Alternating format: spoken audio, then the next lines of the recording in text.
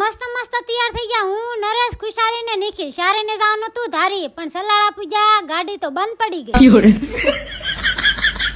ગાડી રિપેરિંગ થઈ ગઈ એટલે અમે થઈ ગયા હાલતા ધારી પૂજા ને. તો બાપુજી કે અમારે તો અડધી ઊંઘ થઈ ગઈ, તમે તો અડધી રાતે આવો.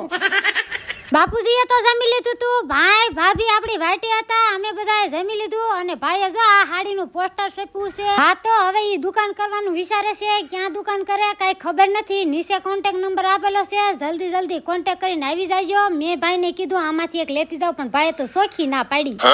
સવાર પડ્યું, ભાઈને રાખડી બાંધવા બેઠી, પણ રાખડી તો ગાયબ થઈ ગઈ હતી. એટલે મારે નવી રાખડી લેવા નથી. ભાભી રાખડી, ભાઈ રાખડી ધારીમાં જોરદાર મળે. પછી મેં લઈ લીધી 2 રાખડી.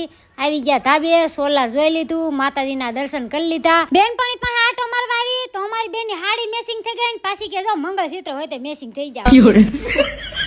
હવે બાંધવાની છે ભાઈને રાખડી. તો